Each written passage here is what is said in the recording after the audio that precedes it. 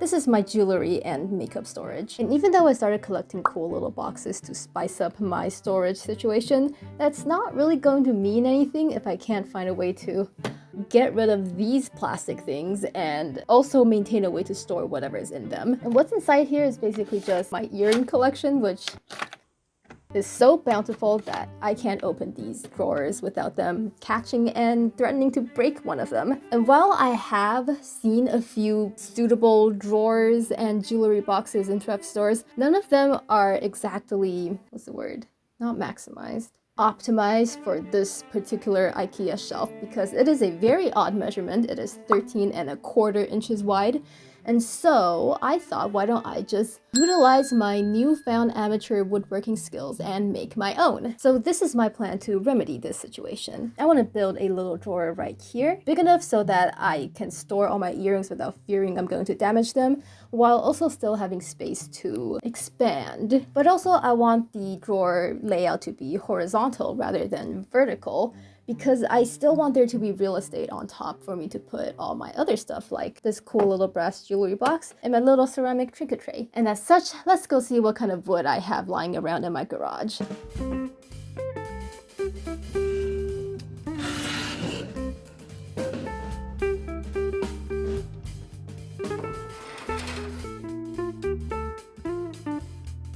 Step 1 is to make the shell. I ended up with mostly thin plywood and a chunk of solid wood for the drawer fronts. While I measure some stuff, let me show you my plans. It's not really all that complex, it's just that I've never made a functioning drawer system before. Recall that I've only made this floating shelf and this guinea pig from 8th grade and also a secret present for my friends. Anyway, here I am making my first cuts. I'm starting out with the top and bottom of the outer shell, aka the biggest pieces. To fill up my shelf cubicle fully, I'd have to make a square box, but I decided to halve the depth because it didn't seem practical to have such small but deep drawers. And also because I still wanted space behind everything for storage, and storage is always important, especially if you're as afraid of throwing things away as me. You can also see me using a trick I learned from my brother when he helped me cut my floating shelf. To ensure I'm cutting a straight line, I clamped on a long piece of wood as a guiding edge. Although, word of advice, make sure the piece of wood you're using is actually straight.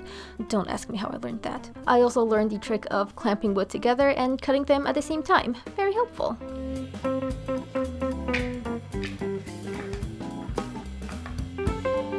And then I got to cutting the front of the drawers, for which I'm using a thicker wood.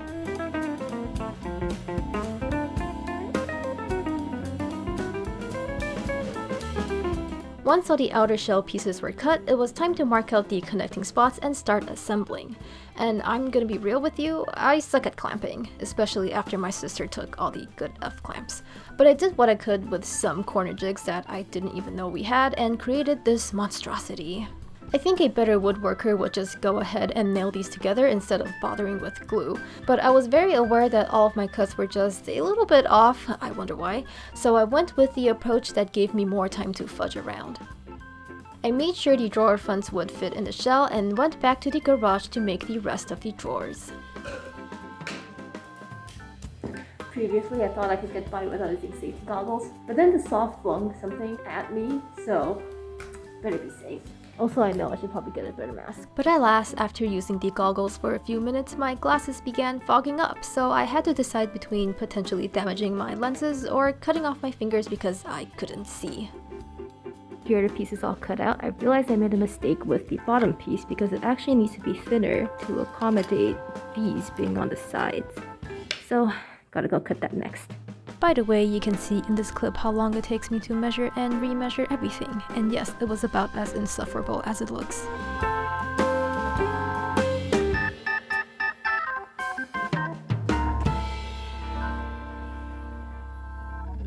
Alright, time for another glue up. Once again, you, my dear friend, may bear witness to my clamping skills.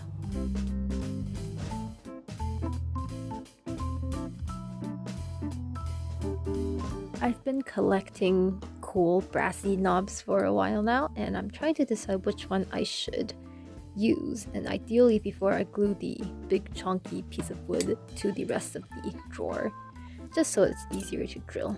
I could use this, or I have two of these starfish guys. At this moment, I decided to use the starfish handles and drilled a single hole in the center of both drawer fronts. And then I simply glued those on. Behold, my very sophisticated clamping technique. As previously mentioned, my cuts were all slightly off, which meant there were a lot of small gaps in the glued up pieces. So I took some sawdust from the orbital sander, mixed it with wood glue, and began filling in the gaps, pressing the goop as far as it could go.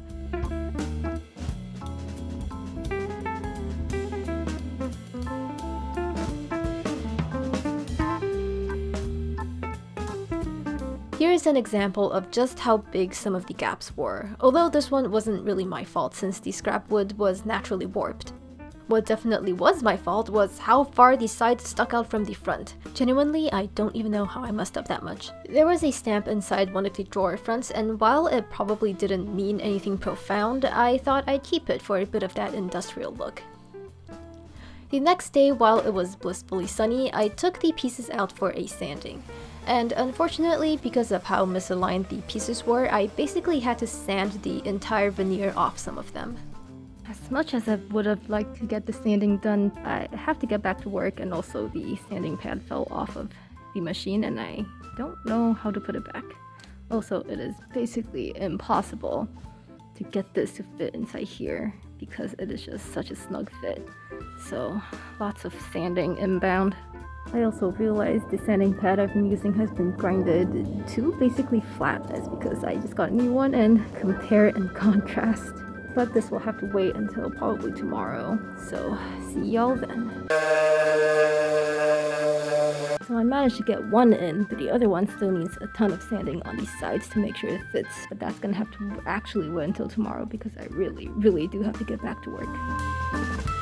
So I've managed to get the drawers into the shell pretty well. Look at this. Let's get it from a different angle. Yeah, baby. And I was going to just leave it like this because I thought it would be wasted effort to try to sand it because I'm not going to see it much anyway. But I feel like this is one of those things where if I don't do it, I will just regret it every time I see it. So it's more sanding time. Alright, this is about as good as I got it. This side is the worst, but the rest of it is, you know, passable. I don't know what that sound is in the distance. I think they're doing some crazy construction work. Anyway, I think once I get the stain on here, the little nooks and crannies and spots and stuff will be covered and they won't be as noticeable. So that's good enough for me. Every time I look back on these clips, I am astonished by how short the project seemed to be taking, when at the time it felt excruciatingly long. The sanding experience was abysmal, and I could only work on this during lunch break and a bit after dinner before it got too cold to be hanging out in the garage. So the waiting definitely took more time than the doing. But anyway, here I have the backing piece, and to make the box look fancier, I also dug up a piece of trim left over from the house and slapped it on.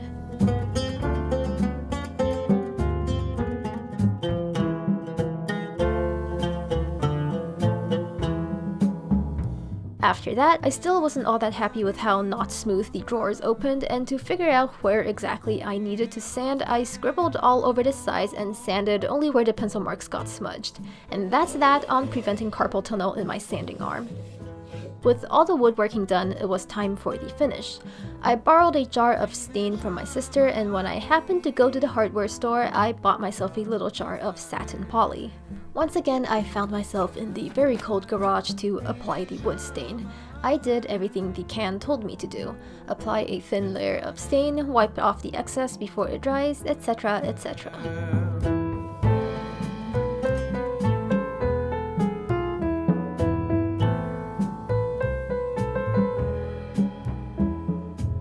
Over here you can see that for some reason the stain didn't take properly, so I think after 2 hours when the stain dries, I'm going to just sand this area down a little and then reapply a bit of stain. Hopefully that will be okay. While this is drying, I thought I'd explain what I plan to do for the top coat. Usually I'd use wax because that's just the only thing I've used before, but for this one I thought I want a bit more durability, so I decided to buy this little, oops, that's the French side, this little bottle of Minwax polyurethane in warm satin. And also my brother happened to have some of this Watco lacquer, So I was trying to decide between which one I should use, but I realized that both of them require you to both be 1 in a well-ventilated area and 2 in an area that's 18 degrees Celsius or above. The problem is the only place I can work right now is my garage. When I open the door, of course, it's well ventilated. The problem is it's winter right now and the garage is 12 degrees. And actually, if I go closer to where I'm actually working, it's 11.6 degrees. And yes, I'm using a candy thermometer. The longer I stand here, the lower it gets. Here I am outside, ready to use some poly. The conditions aren't ideal to be doing this, but I don't really have a choice. So here's what I have prepared. Foam brushes. I know these are not ideal either, but look at what it says on this one. Poly brush. So I'm just gonna believe it.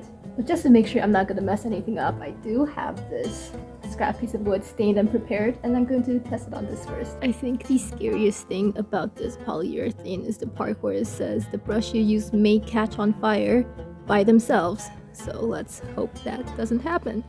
So based on what I read on Google, I think the downside to applying poly in lower temperatures is just that it's going to set a little slower, which means that dust could potentially get trapped in it, or the finish itself could be uneven because it would be flowing too slowly to level out by itself. To circumvent this, I thought about using a space heater in the garage, but then I realized it probably isn't a good idea to use a space heater around a highly flammable, toxic substance. So I'm just gonna use it in these subpar temperatures because what do I value more? The perfectness of my box or my health? And the reason I'm using poly is because from what I read online, lacquer cures a little too quickly and is a lot more difficult to work with. And I'm a newbie, so I'm not gonna take any chances. Oh, okay. This is pretty easy to apply. Some bubbles, which is probably why I shouldn't be using a foam brush. Let's see if they'll... Nope, they're definitely not gonna pop themselves. So the poly doesn't seem to be adding much depth to the wood, which is good because the measurement of the box is so specific that if it got any thicker, I think it just wouldn't fit in my shelf anymore. I also grabbed just this random brush I have in my house. This side is the side I applied with a brush, and you can see much more subtle and much less bubbles. I think that's the way we're gonna go with the box. Let's hit that time lapse.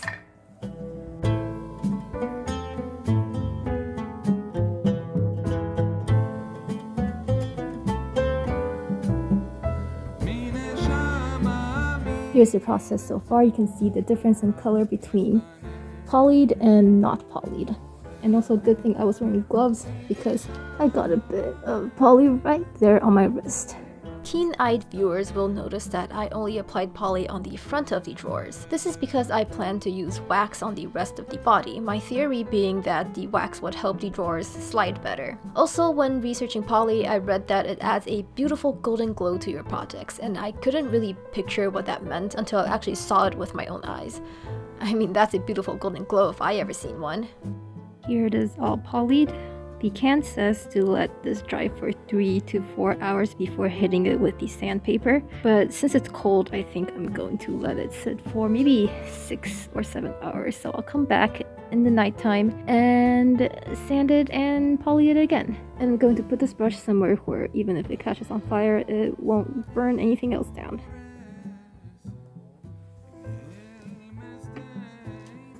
That should be okay. It's been a few hours and now I'm going to do some sanding with 220 grit. I did sand a bit of my test wood just to make sure it's all dry and good and seems okay. So here we go.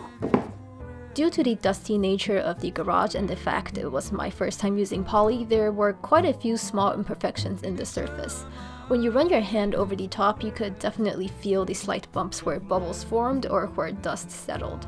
So I gave everything a light sanding, wiped off the dust with a little microfiber towel, and slapped on a second coat of poly.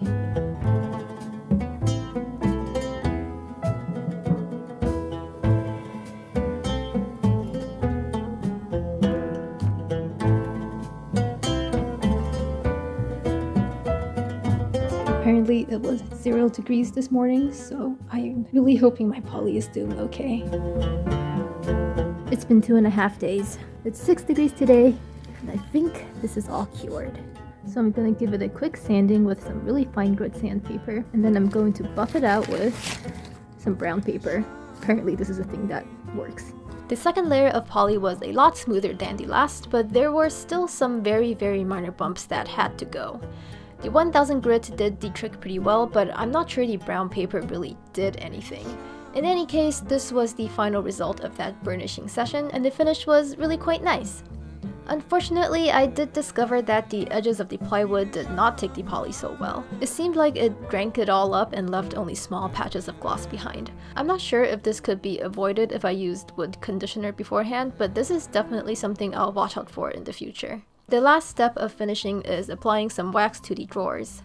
I really wasn't expecting much shine from this since the wood here has been sanded to hell and back and turned very fibrous after I stripped off the veneer. But I was alright with that since, as I said before, the wax was to help the drawers slide easier, so the appearance didn't really matter much.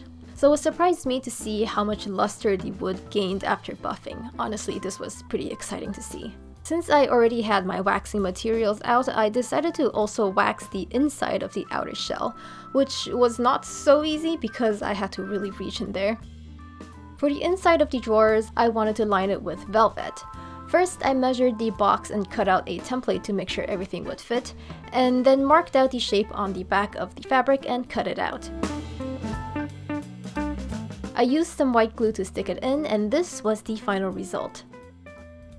All that was left to do was attaching the handles and fitting everything together.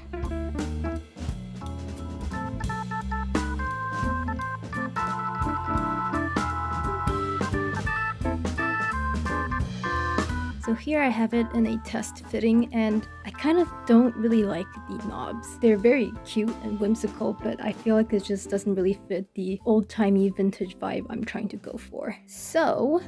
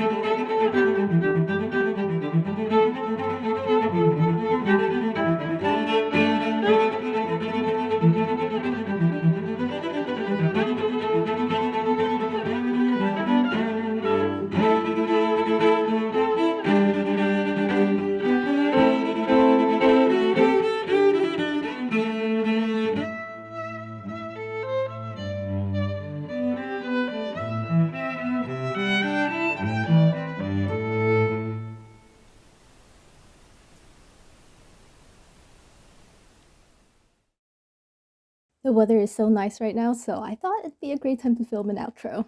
Now yes, obviously there is some level of jank to this box because it is my second woodworking project ever, barring the secret one that I haven't showed anyone yet. For example, this side sticks out a bit more from the other side, and if you look closely right here, the stain, even though I sanded it to try to get it to even out, it only made the area where the stain didn't stick even bigger, so I don't really know what's happening there. There's also some areas on the top of the box that didn't take the stain properly either.